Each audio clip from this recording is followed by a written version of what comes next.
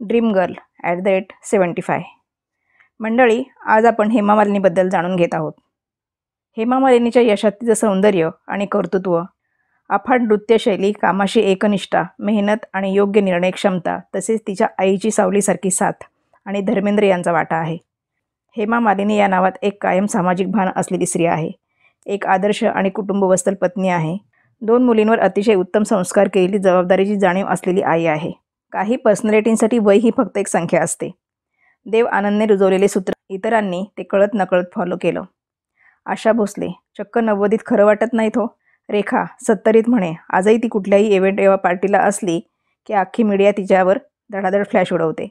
आणि हेमा मालिनी 16 ऑक्टोबरला 75 वर्षाच्या झाल्या म्हणे. 16 ऑक्टोबर 1948चा जन्म म्हणून वयाच्या आकड्यावर विश्वास ठेवायचा, अन्यथा 75चा माणूस म्हटल्यावर कोणत्याही व्यक्तीत केस पांढरे झाले, चेहऱ्यावर सुरकुते झाल्यात, नजरेत थकवा आलाय, आयुष्याकडे कमालीच्या तटस्थपणे पाहण्याची वृत्ती रुजली आहे, असं काहीही कुठेही हेमाजींच्या व्यक्तिमत्वात नाही. अभिनेत्री, नृत्यांगना, कुटुंबवत्सल, राजकारणात सक्रिय अशा अनेक जबाबदाऱ्यांचं भान ठेवून वाटचाल करत असलेली आदर्श व्यक्ती म्हणून आपण हेमाजींचा खास उल्लेख करू शकतो. त्यांना 75व्या वाढदिवसानिमित्त खूप खूप शुभेच्छा. सुपरस्टार असूनही अतिशय नॉर्मल वागणं हे हेमाजींना जमतं. याचा प्रत्यय आपल्याला अलीकडेच व्हायरल झालेल्या एका प्रवासाच्या व्हिडिओमध्ये आला. दहिसरवरून जुहूच्या आपल्या बंगल्याकडे निघालेल्या हेमाजींना ट्रॅफिकची कल्पना येताच त्यांनी मेट्रोतून आणि मग रिक्षातून प्रवास करण्याची पसंती केली. तुम्ही ही वेगळ्या प्रवासाची गोष्ट नक्कीच पाहिली असेल. यात काय दिसतं? स्टेशनवर उभ्या असताना त्यांच्या देहबोलीत कुठेही स्टारचा नखरा दिसत नाही. मेट्रोमध्ये सहप्रवासी युवती अतिशय आदबीने हेमाजींना भेटतात, सेल्फीसाठी विचारणा करतात आणि अतिशय कूल राहून हेमाजी त्या युवतींना आपल्यासोबत सेल्फी काढू देतात. कुठेही त्या आपण मोठ्या स्टार आहोत, आपण सेलिब्रिटीज आहोत अशा पद्धतीने वावरताना दिसत नाही. आणि त्याच वेळेस सहप्रवाशांच्या मनात हेमाजींबद्दल आदर असल्याचं जाणवतं. 50पेक्षा जास्त चित्रपट अभिनेत्री म्हणून वाटचाल करत असलेल्या हेमाजींची ही मोठीच मिळकत म्हणायची. त्यांच्याशी कोणी सवंग वागलं नाही, अन्यथा सार्वजनिक वाहतूकस्थळी अगदी छोट्या पडद्यावरचा छोटा स्टार दिसला की फॅन्सचा संयम सुटतो. आणि मग सेल्फी काय, सेकंड काय आणि शेरेबाजी काय, काही विचारूच नका. हेमाजींबद्दल एक वेगळा किस्सा त्यांनीच एका मुलाखतीत सांगितलेला. रोज सकाळी आपल्या जुहूच्या बंगल्यावरून इस्कॉन मंदिरात कृष्णाच्या पूजेसाठी त्या जातात. एके दिवशी सकाळी पाहिलं तर आपला ड्रायव्हर आलेला नाही. अरे आता काय करायचं? त्या बाहेर आल्या आणि रिक्षातून इस्कॉनला पोहोचल्या. रिक्षाचालकसुद्धा संभ्रमात पडला की हेमाजी आपल्या रिक्षातून का जात आहेत. खरी गंमत पुढे घडली. रिक्षातून उतरल्यावर त्यांच्या लक्षात आलं की आपण पर्स विसरलोय.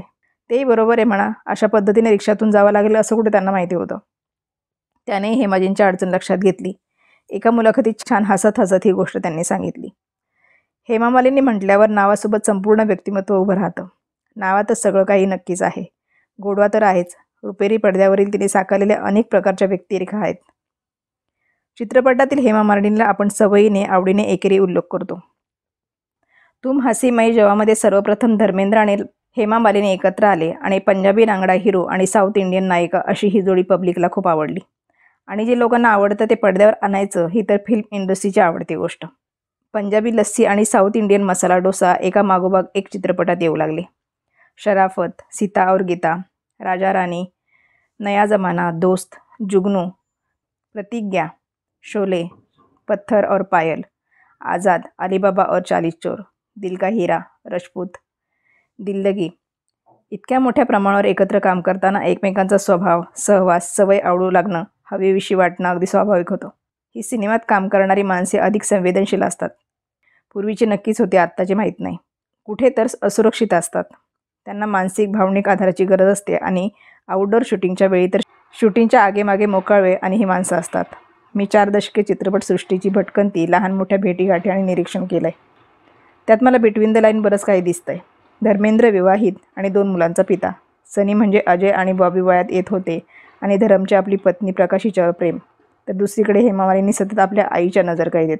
मग प्रेमासाठी मोकळीक अथवा वातावरण ते कसं मिळणार? पब्लिकला ही जोडी भारी प्रिय म्हणून त्यांचे अनेक सुपरहिट चित्रपट झाले. अशातच कहाणी में ट्विस्ट, सीता और गीतामध्ये हेमा मालिनीची दुहेरी भूमिका होती. सीताचा हिरो संजीव कुमार तर गीताचा धर्मेंद्र.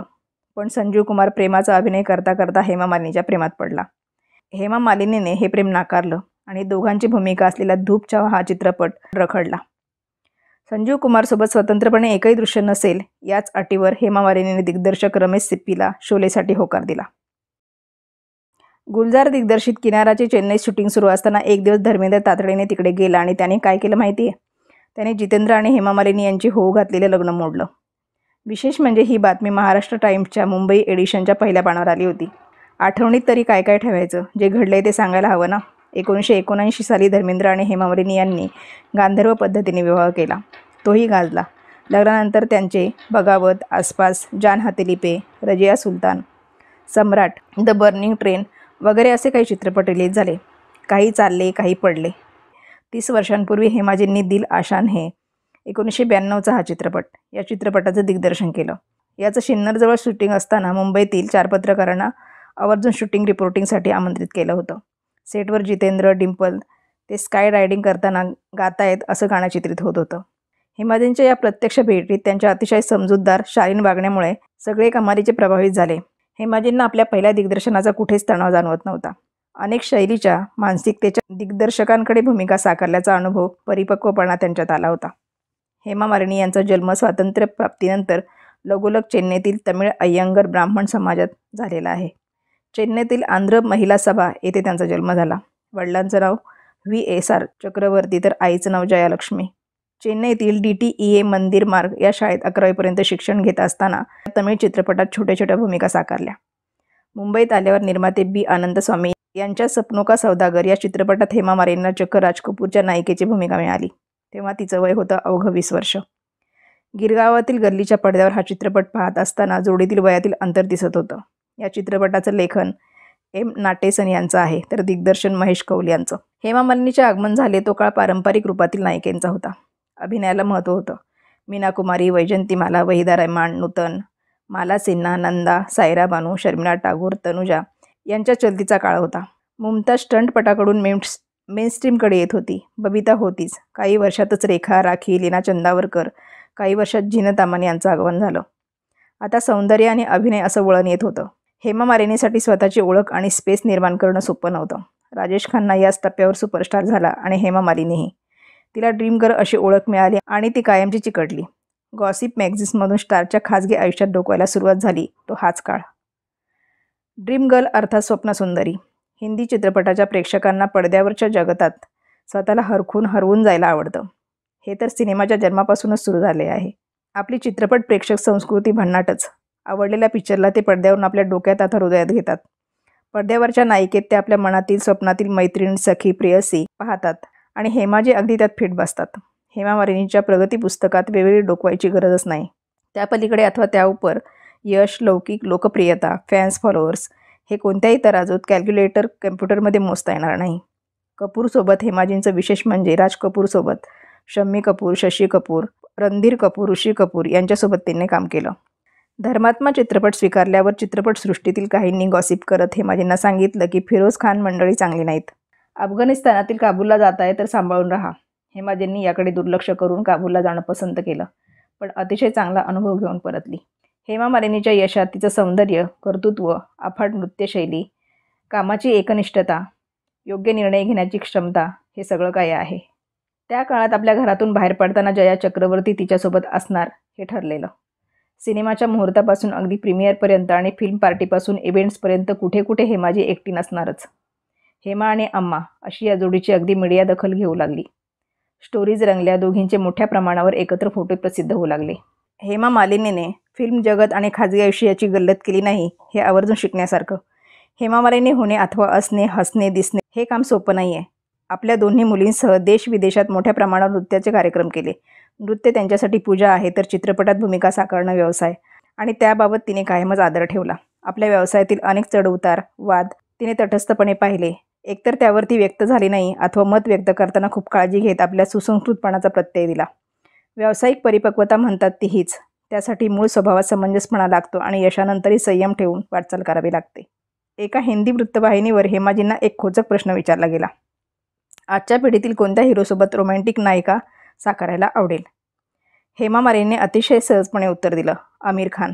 तात्पर्य, हेमाजी आजच्या चित्रपटसृष्टीची कनेक्ट आहेत, म्हणजे त्या आजच्या आहेत. Hema Malini national film development कॉर्पोरेशनच्या 2006 साली संचालक होत्या.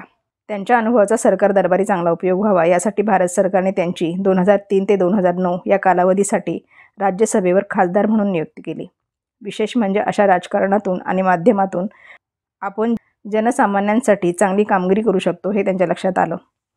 हेमाजींचा राजकारणातील रस वाढला आणि 2014 साली मथुरा लोकसभा मतदारसंघातून भारतीय जनता पक्षाच्या तिकिटावर त्या विजयी झाल्या.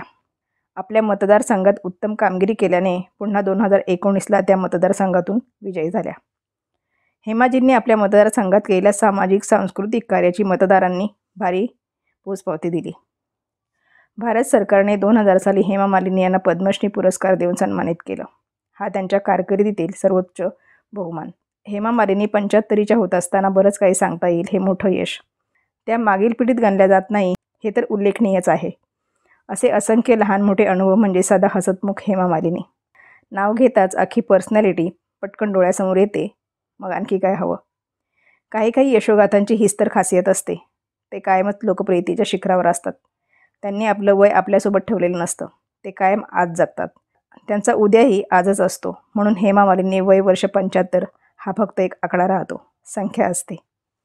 हेमा मालिनी यांना पुढील वाटचालीस असंख्य शुभेच्छा.